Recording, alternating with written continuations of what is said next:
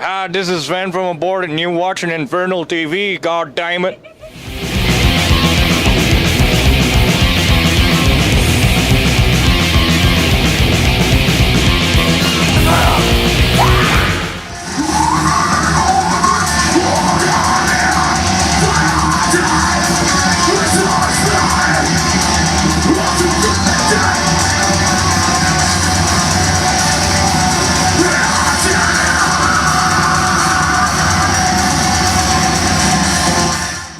Hey everyone, it is Stephanie here with Infernal TV, and I'm here with Sven from Aborted. So how are you?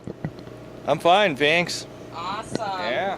So, well, let's go on, talk about the tour, Hell Over North America. So, from what I've been seeing, I mean, the show hasn't started yet, but from what I've been seeing on all your social media is that this whole tour has been insane. So, do you agree, or? Yeah, it's been pretty cool. I mean, it's basically the same tour as we did in Europe, so it's very easygoing because, well, besides the fact that we all knew all the bands way before, and our bass player is also in the opening band, we knew it was going to be easygoing, which, you know, helps because there's no egos, no bullshit, you know, no annoying stuff other than, you know, the day-to-day stuff that you sometimes have to deal with.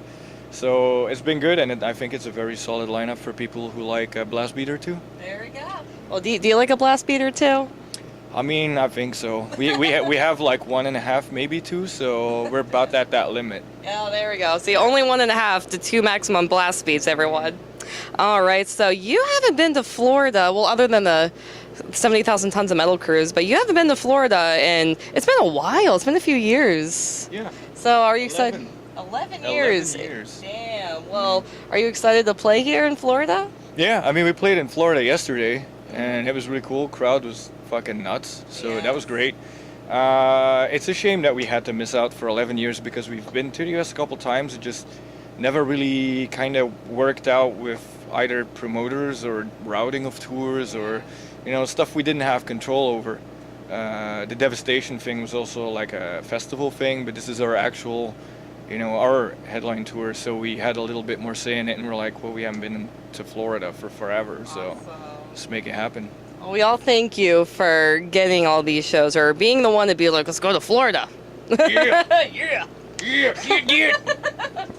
All right, so, well, after this, you're going back to Europe. I mean, do you think that the Europe shows will compare? Because I know that Europe fans have a reputation for being better than US fans.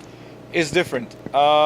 We did the Euro tour already, and it was great. It was really good. It was one of the best tours we've ever done, at least headlining. And I think the difference is, though, that over there the venues are usually a bit nicer. You get treated differently. But over here, the fans are way more aware of the sacrifice you make to be on the road. So they buy more merch, they're more vocal, they get a little rowdier than the Europeans, where Europeans are a bit more reserved. Europeans are more under the impression, I bought my concert ticket, so I did what I have to do to support the band, which, not really. I mean, you do. I mean, you know, obviously you're there and you're supporting, we appreciate it, but I think Americans are way more aware of all how expensive it is and how hard it is to be on the road and how much expenses European bands have coming over here, the flights, the visas, everything. Yeah. So it's very different. So I just say both are really cool, but different. Right. And what we're doing in Europe after this is festivals, so you can't really compare. Yeah, exactly. Yeah, 'cause festivals are insane. I've been to a few year festivals, so. Yeah. It's different. So, well, let's talk about Harrison for a little bit. I mean, he's been on this whole tour, so overall, how has he been? I mean, you know, he's good for an American, you know. We found him on jewishbrides.com. Oh, yes. So, you know, we were looking for a, you know, no commitment kind of thing. No, he's doing great. He you know, we clearly took him for his looks. He's on backing track, so I mean, he just looks cool playing a guitar. But no, we met him on Devastation. He was playing for Veil of Nath, or as some people say, Veil of Panoff. I don't know why they'd say that, but and I mean, Ian and him became friends, and they were talking, and you know, when when everything went down. With Mendel, we just reached out to him, and he learned the songs super fast. He put in a lot of effort. Flew out to Ian to practice before a set, and then we had 2 days of practice before the tour, and then he's been nailing it every day. So yeah, he's been doing good. Awesome. So, are you making it official with him, or did you find somebody else? Facebook official? I don't know. He is coming to Europe with us, and he's doing all the upcoming shows. But we'll see. I mean, we haven't had a lineup change in a long time, and when Ian came into the band, he was already a longtime friend of Ken. They've been in bands together already. Same thing with with Stefano. We knew of him, and he already done some covers. So when Mendel left, we were more in a state of mind of we don't want anyone permanent to begin with. That's what we told ourselves, because we didn't want to rush into anything, and then after a couple of months be like, well, he's a good player, but he's not in the same direction as us. But Harrison's actually working out really well, so we decided to, because initially we wanted to take someone in Europe to do the European shows because it's way less expensive, clearly.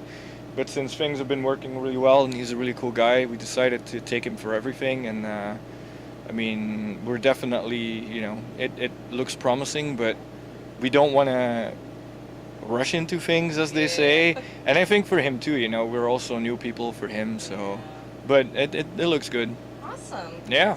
All right. And so, well, I was looking at your set list from some of the other couple of shows that you've played. And well, the one thing I've noticed is that you play material off pretty much all of your different albums. So is there a particular reason, or just so to mix things up, or?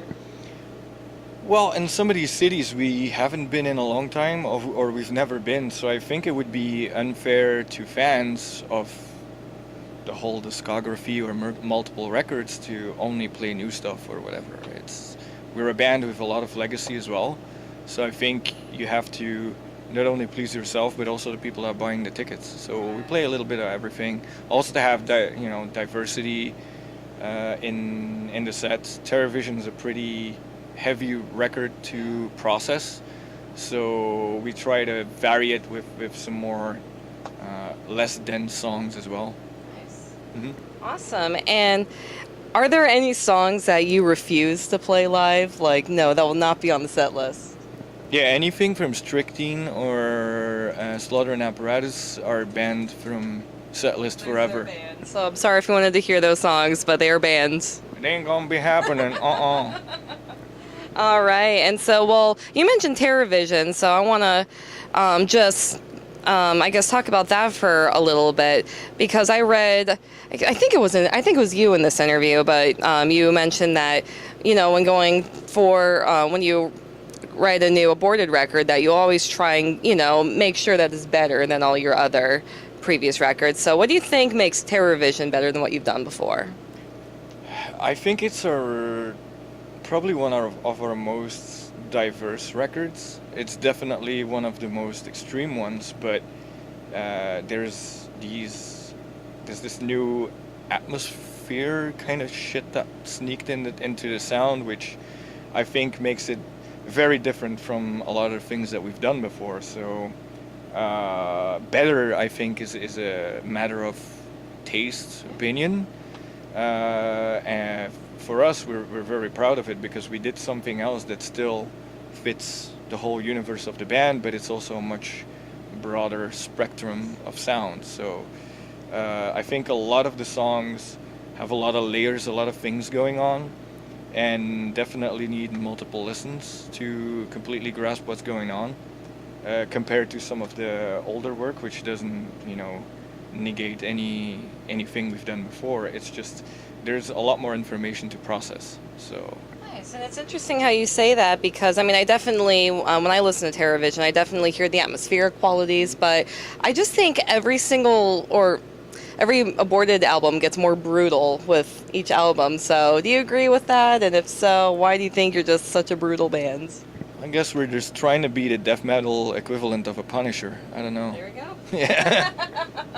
All right, well, this is the last question. You can just say whatever you want. If you want to promote any of your upcoming shows, if you want to promote the album, take it away.